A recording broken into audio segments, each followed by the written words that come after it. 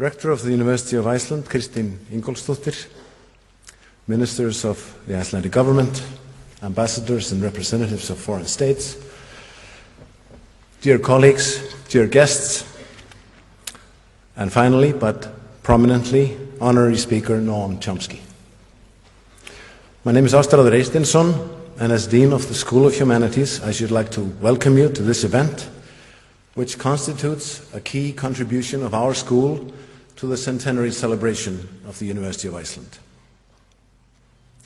Our speaker here today will be talking about points of historical reference and their slipperiness and precariousness to the extent of blindness or erasure.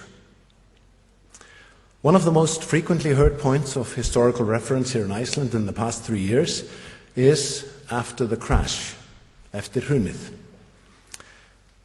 What we faced after the economic crash 3 years ago was for some a kind of ground zero, a shock, but also perhaps a glimpse of hope that we could now build afresh and do things differently.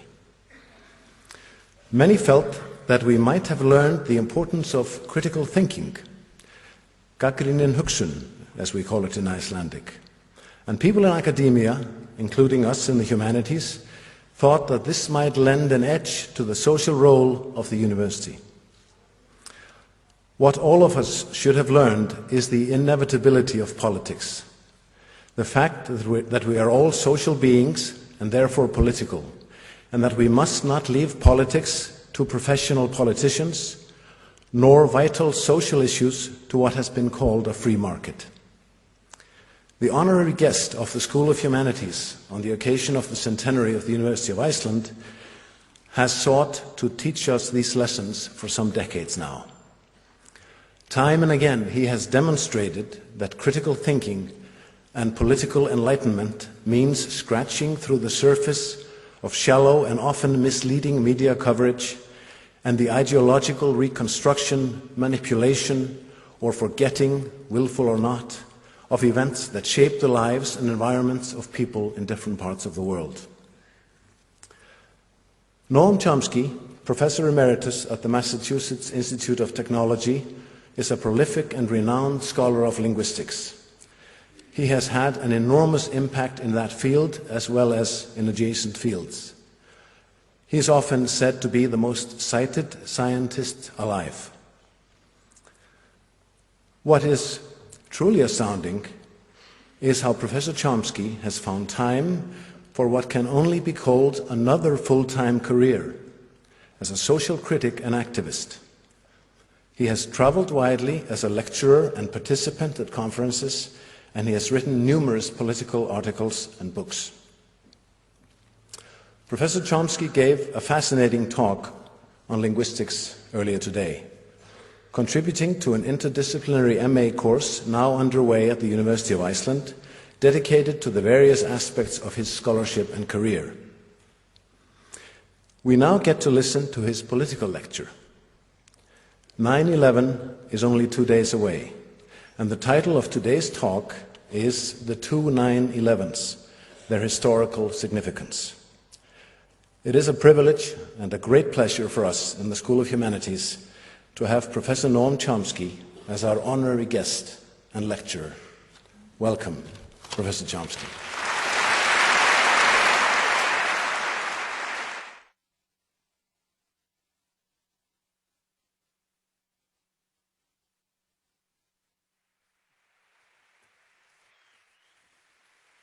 Thank you.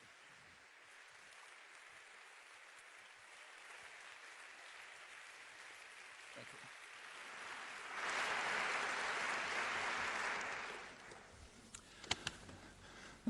In a few days, we'll be commemorating the 10th anniversary of 9/11, the day that changed the world according to general and scholarly discourse. A horrendous crime committed with wickedness and awesome cruelty, in the accurate words of the noted Middle East correspondent Robert Fisk at the time. It's useful to remember that however awful as the crimes were, they could have been a lot worse.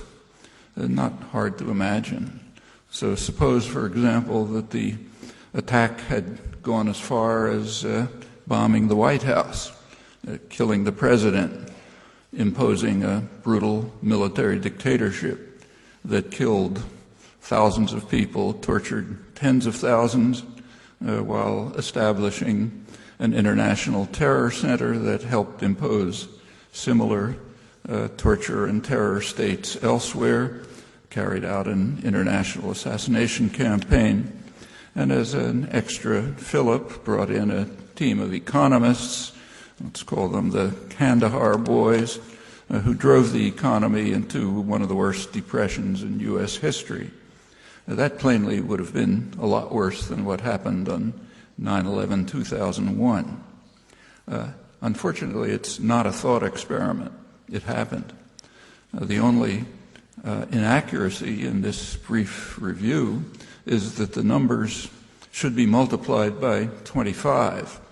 So 50 to 100,000 killed, 700,000 tortured, to yield per capita equivalence, which is the appropriate measure.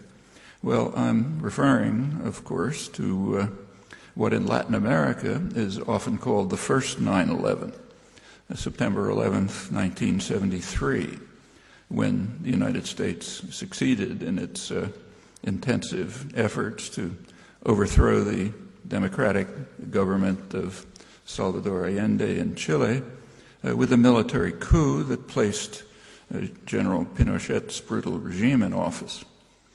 One way to get a sense of the consequences is to visit the Villa Grimaldi in Santiago, one of Pinochet's worst torture chambers, guided by one of the rare survivors who can describe the exquisite torture regime stage by stage, with doctors attending at each stage to ensure that the subject arrives to the next and more horrific stage until almost inevitable death. It's an experience I had a few years ago, and it's not easily forgotten, nor is it easily forgotten that the doctors are practicing in Santiago, just as doctors and psychologists who were supervising torture at Guantanamo are happily practicing in the United States. Nowhere near as horrendous, of course.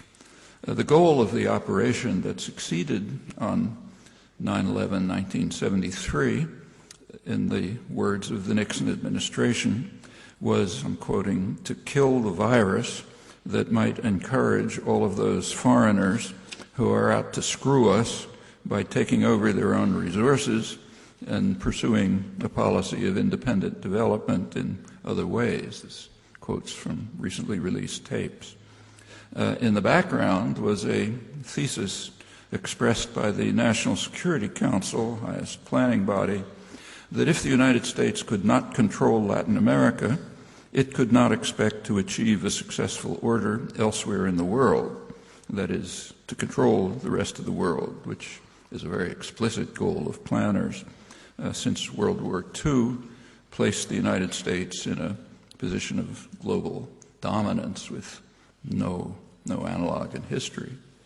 Well, by any reasonable standards, the first 9/11 was far more severe than the second, and its consequences were far more grim.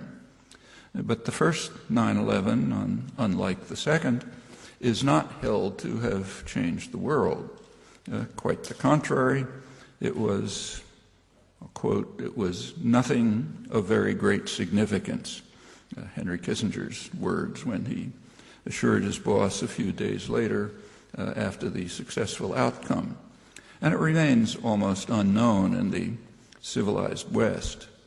Actually, there was a good illustration of that yesterday in the Wall Street Journal, the main business journal. There was an article that pondered seriously the strange fact that Afghans don't seem to care much about 9/11. In fact, many of them know little about it and don't seem to care. though of course the educated sectors are well aware, especially those who are educated in the West. They have the right story. The authors of the article, their colleagues, their readers, this was attributed to the illiteracy of the Afghan population and their cultural backwardness. Unlike the Afghans, the authors of the article, their colleagues, their readers, are quite literate, and by standard measures, conventional measures, they're culturally advanced. But the idea that we should even think about the first 9/11, for which, of course, we bear substantial responsibility, that idea is so outlandish that even to consider it would be inconceivable or maybe treacherous. It's a fact that yields some lessons about the moral and intellectual culture, not just of the United States, but the West generally. Well, these events of little consequence, borrow Kissinger's words, the events of little consequence on 9/11, 1973, were not limited to the military coup that destroyed Chilean democracy and set in motion the horror story that followed.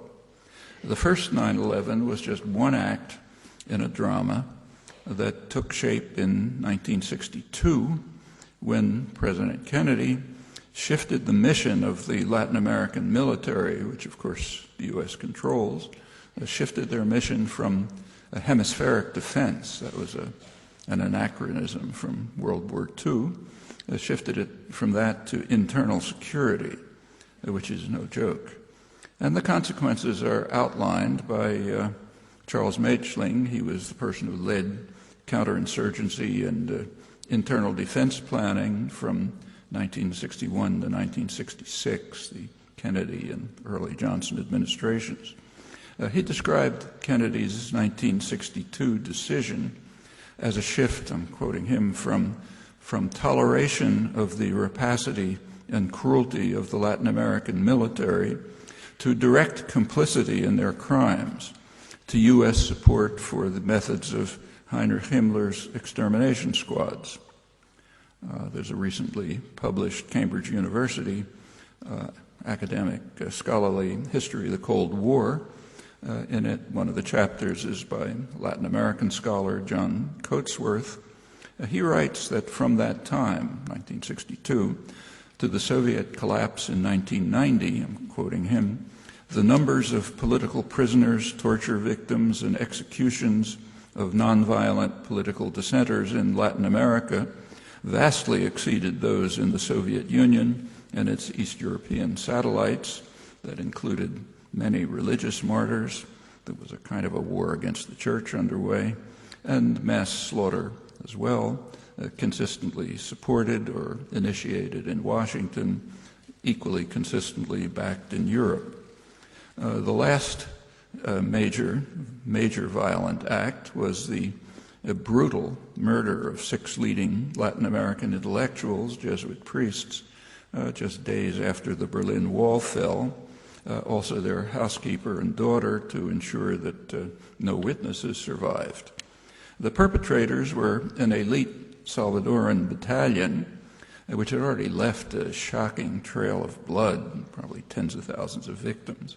They had just returned to El Salvador after renewed training at the John F. Kennedy School of Special Warfare in North Carolina.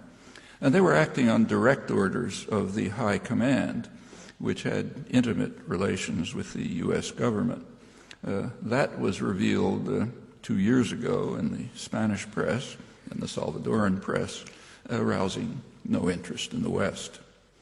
This savage slaughter framed a decade in El Salvador, which opened with the assassination of Archbishop Romero, who was known as the voice for the voiceless, by much the same hands while he was reading Mass.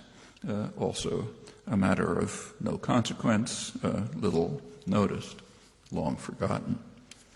If anything remotely like this had happened, say, in Czechoslovakia, horror would have been unconstrained. They would have been denounced, the crimes would have been denounced eloquently as a vivid illustration of the unspeakable criminality of the Kremlin conspiracy to rule the world. We might have gone on to war. But the events took place in U.S. domains and are therefore of little consequence and quickly forgotten in the West. The masters of mankind borrow Adam Smith's phrase, the people who own the economy and those who serve them, they enjoy a more pleasing self-image. Actually, it's articulated rather well in Britain's leading journal of international affairs. Last few issues, articles discuss, I'm quoting, the visionary international order of the second half of the 20th century, marked by the universalization of an American vision of commercial prosperity, and they muse soberly over whether the rising Asian powers will someday become mature enough to abide by the norms of the international system crafted by the West, namely non-interference, diplomatic interdependence, and the sovereignty and equality of all states. One of the pleasures of intellectual life is that one can reside comfortably in these attractive domains. I should say that not everyone succumbs to these doctrines about Western magnificence. Some interpret the norms of the international order quite differently. For example, very recently, a respected left liberal commentator in the United States, Matthew Iglesias, who writes that one of the main functions of the international institutional order is precisely to legitimate the use of deadly military force by Western powers, where the term Western, of course, means the United States or those it authorizes. Now, these words are not criticism, but applause. We must accept them as not only valid, but laudable. One can raise no more than tactical objections if, say, the United States invades other countries, murders and destroys with abandon, overthrows governments, assassinates suspects at will, as it's doing now, and otherwise fulfills its obligation in the service of the civilized world. If the traditional victims see the matters somewhat differently, that merely reveals that they're like Afghans. They're uncultivated, they have a long way to go to reach our level of enlightenment. Well, let's return to the thought experiment concerning 9/11 and just carry it a few steps further. Suppose that on the 10th anniversary of the first 9/11, the victims had sent a secret mission to the United States to assassinate Richard Nixon and Henry Kissinger, then dumping their bodies at sea. Would that have elicited exuberant approval in the West? Well, again, the thought experiment is quite real, as we all know. On May 1st, an elite team of U.S. commandos, Navy SEALs, invaded Pakistan on a mission to assassinate Osama bin Laden, who is the presumed, I stress presumed, mastermind of the second 9/11, and they carried out their mission successfully after having apprehended him unarmed and defenseless, accompanied by his wife, who the commandos shot in self-defense when she lunged at them, according to the White House report. We may recall that Nixon and Kissinger are not merely the presumed masterminds of the first 9/11. Their responsibility is not only well documented from impeccable sources, but it's also acknowledged and with pride. A plausible reconstruction of the bin Laden assassination is provided by veteran Middle East and military correspondent, formerly of the Wall Street Journal, Yoki Drazen, and colleagues in the Atlantic magazine, mainstream journal. They conclude that the White House apparently did not consider the option of capturing Osama bin Laden alive. They made that clear, I'm virtually quoting, to the clandestine Special Operations Command that carried out the operation. It's verified by a senior U.S. official with knowledge of the discussions, confirmed by other high military officials. The authors add, for many at the Pentagon and Central Intelligence Agency, killing the militant was a necessary and justified act of vengeance. Furthermore, capturing bin Laden alive would have presented the administration with an array of nettlesome legal and political challenges. You can guess what they were. Better than to assassinate him, dumping his body at sea without autopsy. Predictably provoking both anger and quite a lot of skepticism in Pakistan and beyond. Well, the Atlantic inquiry goes on to say that the decision to kill bin Laden outright was the clearest illustration to date of a little-noticed aspect of the Obama administration's counter-terror policy. The Bush administration kidnapped and imprisoned suspects without charge, and not very politely, as has been amply documented. Obama, in contrast, like, for example, sending them to Libya for torture, Obama, in contrast, simply eliminates them. The authors quote former West German Chancellor Helmut Schmidt, who told German TV that the U.S. raid was quite clearly a violation of international law and that bin Laden should have been detained and put on trial. And they contrast Schmidt with Obama's Attorney General, Eric Holder, who defended the decision to kill bin Laden, although he didn't pose an immediate threat to the Navy SEALs. He told a House panel that the assault had been lawful, legitimate, and appropriate in every way. The disposal of the body without autopsy was also criticized by allies. The highly respected British legal authority, Geoffrey Robertson, who incidentally supported the intervention and opposed the execution only on pragmatic grounds, he nevertheless described Obama's claim that justice was done as an absurdity, as should have been obvious to a former professor of constitutional law. He went on to say that both Pakistani and international law mandate an inquiry whenever violent death occurs from government or police action. And he says, I'm quoting, "The United States is therefore under a duty to hold an inquiry that will satisfy the world as to the true circumstances of the killing, exactly how bin Laden came to be shot in the head, especially if it was in the back of his head, execution style, therefore requires explanation," and asks why a hasty burial at sea without a post-mortem, as the law requires. You can again guess the reasons, as much of the world is doing. Robertson usefully reminds us, quote him, "It was not always thus. When the time came to consider the fate of men much more steeped in wickedness than Osama bin Laden, namely the Nazi leadership, the British government wanted them hanged within 6 hours of capture. President Truman demurred. He cited the conclusion of Justice Robert Jackson, chief U.S. prosecutor at Nuremberg, his judgment that summary execution would not sit easily on the American conscience and would not be remembered by our children with pride. The only course is to determine the innocence or guilt of the accused after a hearing as dispassionate as the times will permit, and upon a record that will leave our reasons and motives clear." That was 1945. We've traveled a long way from then.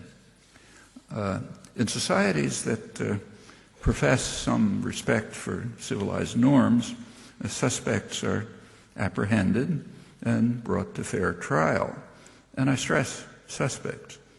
In June 2002, 8 months after the 9/11 attacks, the head of the FBI, Robert Mueller, he spoke to the press, and he presented what the Washington Post described as among his most detailed public comments on the origins of the attack.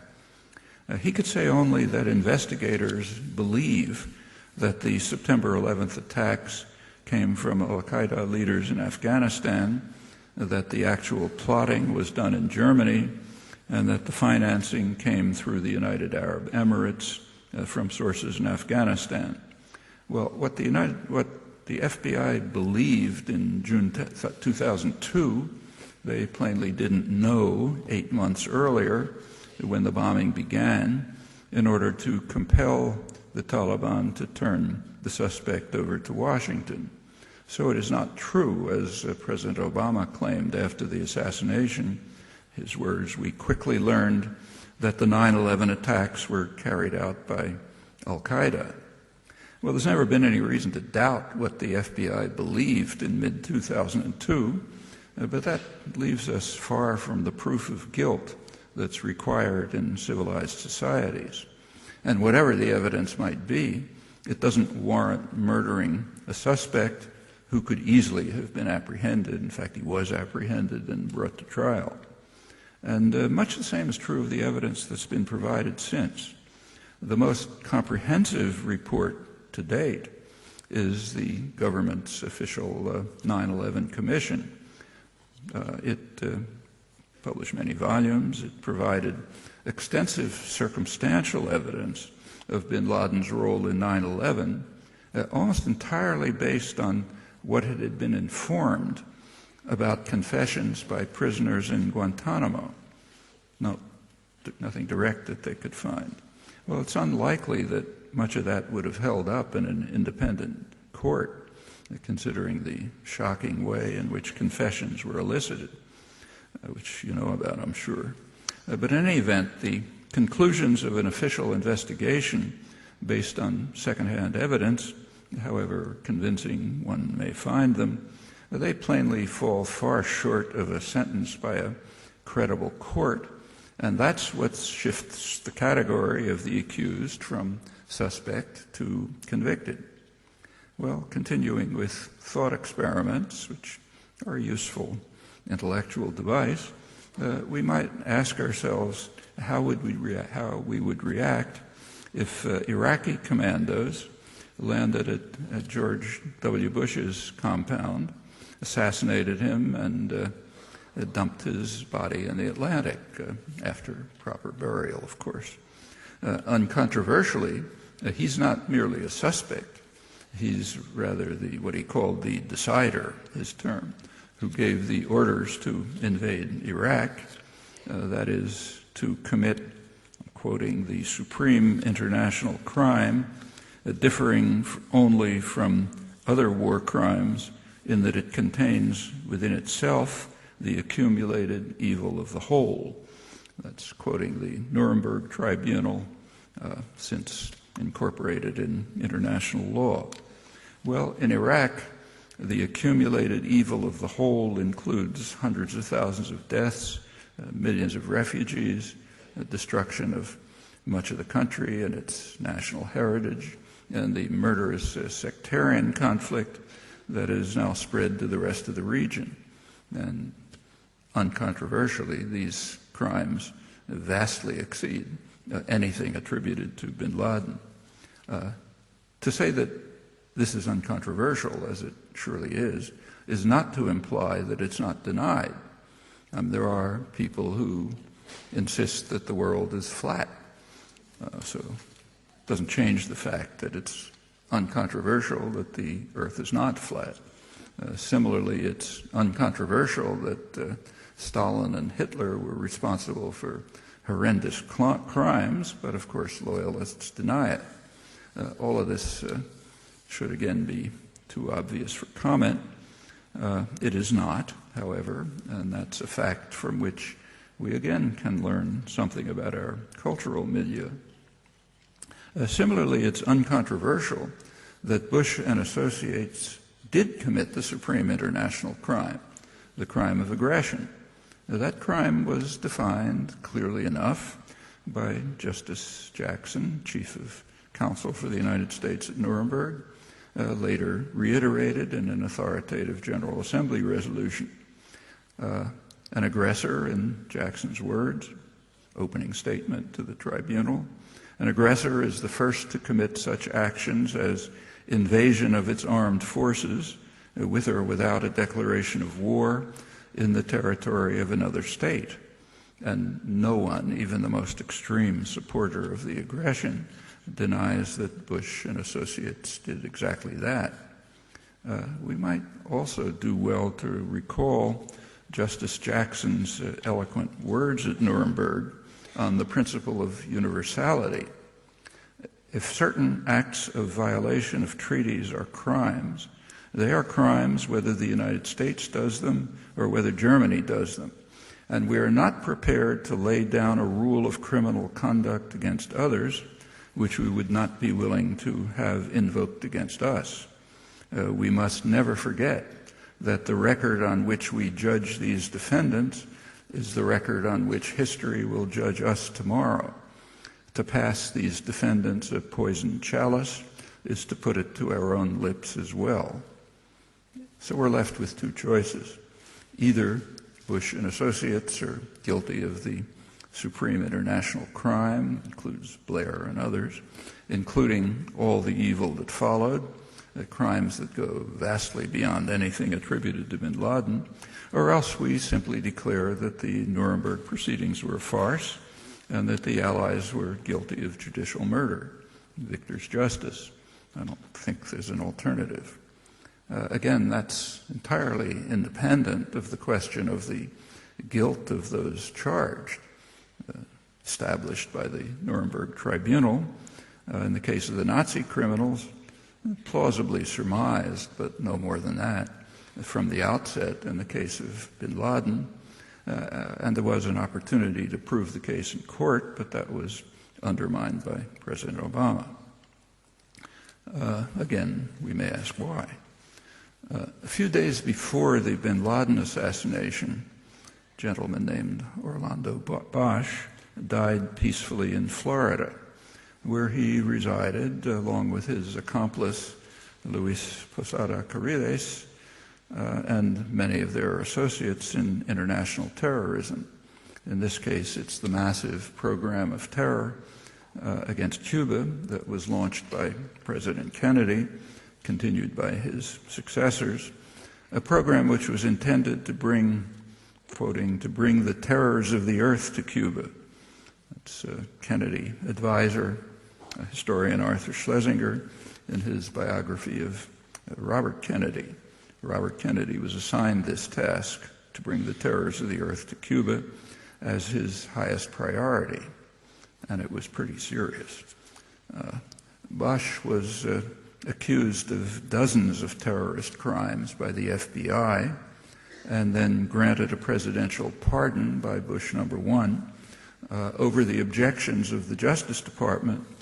Quote them, they found the conclusion inescapable that it would be prejudicial to the public interest of the United States to provide a safe haven for Bosch. The coincidence of deaths, the bin Laden, Bosch, that at once should call to mind the George W. Bush doctrine, which has already become a de facto rule of international relations, according to the noted Harvard international relations specialist Graham Allison. The doctrine revokes the sovereignty of states that provide sanctuary to terrorists, Allison writes.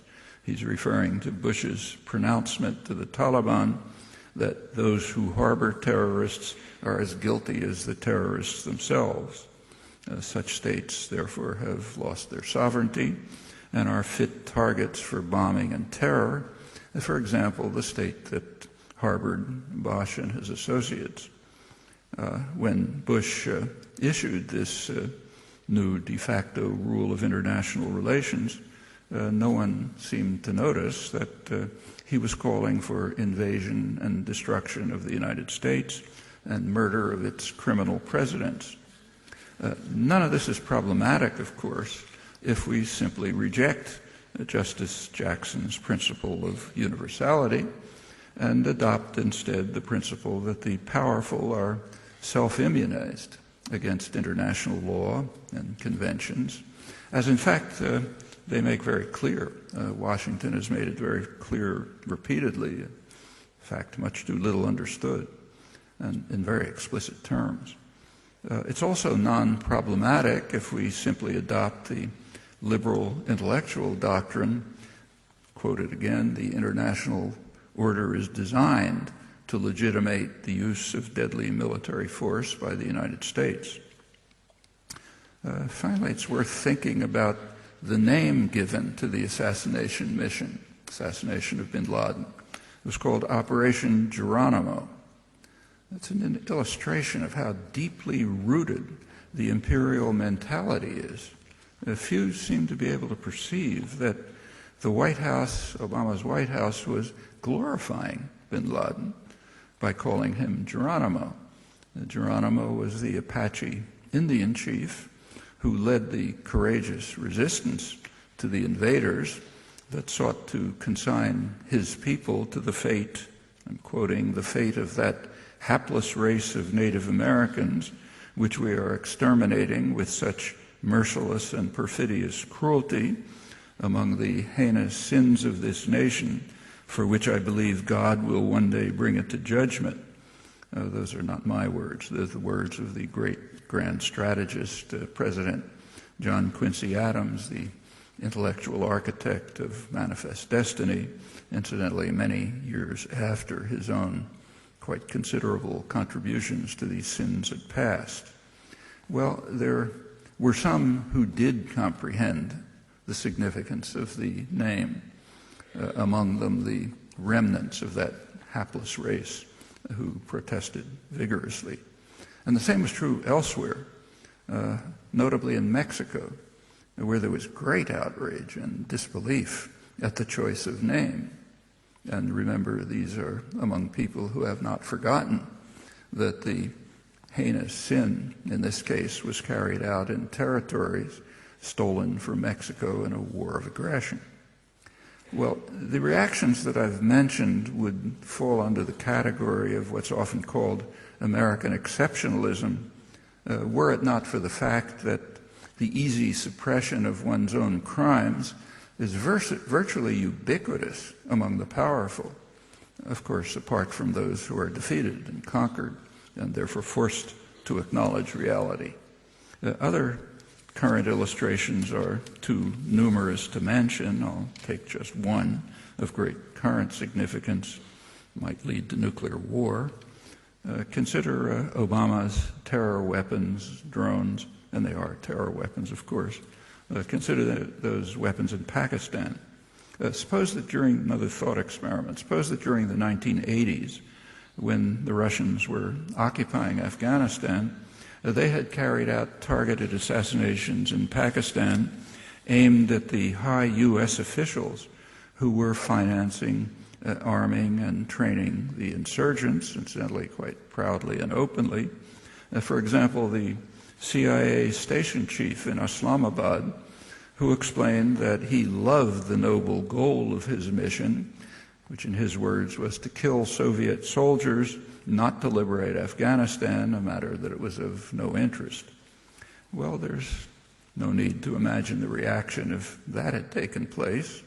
In fact, we wouldn't be here to talk about it because it would have led to nuclear war. But we must not overlook a crucial distinction. That was them, and this is us. It makes all the difference. These remarks are quite misleading in at least one crucial respect. Necessarily the merest sample, and they might give the impression that they're somehow unusual, but they're not. An honest inquiry, I think, will demonstrate quite convincingly that the sample is all too representative, regrettably. And perhaps the most elementary moral principle, which is expressed in some form in every moral code, is some version of Justice Jackson's principle of universality. We must apply to ourselves the same standards as we impose on others, if not more stringent ones. That principle is almost universally accepted in words and accepted in application with regard to others, particularly official enemies, and it's rejected with quite impressive consistency with regard to ourselves. Worse still, the blatant contradiction is scarcely noticed. In fact, virtually every society has a respected cadre whose task is to efface it. In the modern world, they're called intellectuals. On the centennial celebration of a great university, it seems appropriate to suggest that a primary task of a humanistic education should be to cast a piercing light on this tradition and to bring it to an inglorious end. Thanks.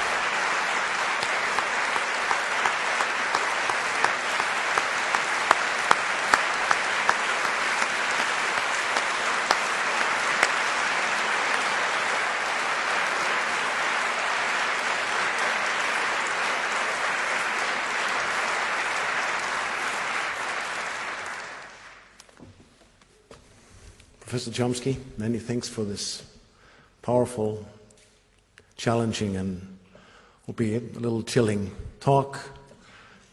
This is what we're facing, and I think you're quite right that we need to think about this as part of our education.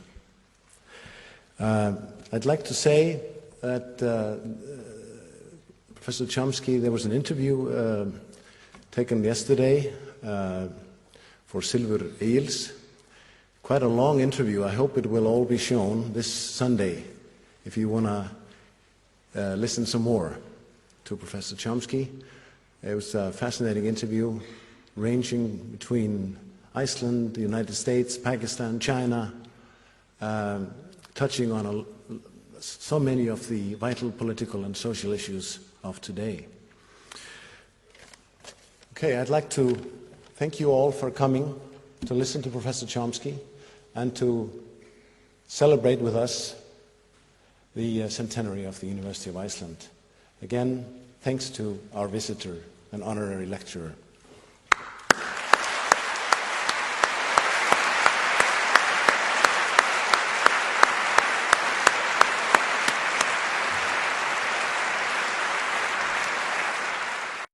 Last week, ICE agents fanned out in raids like this one in every state. Ripping children away from their families under this new policy. ¿De dónde son ustedes? ¿Y tú? Guatemala. No llores. Vas a llegar con... Mira, ella te va a explicar y te va a ayudar. ¿Cierto? Papá. Taking babies away from their mother and locking up one or the other and separating them because they did no harm to anybody. They just didn't comply with the stupid regulations. That's a crime against humanity, in my judgment. The Statue of Liberty stands there, you know, send me you're tired, your huddled masses yearning to breathe free. I lift my lamp beside the golden door. Where? We don't see it in this country, and it pains me. And that's the world in which we live. And we've got to change it or perish.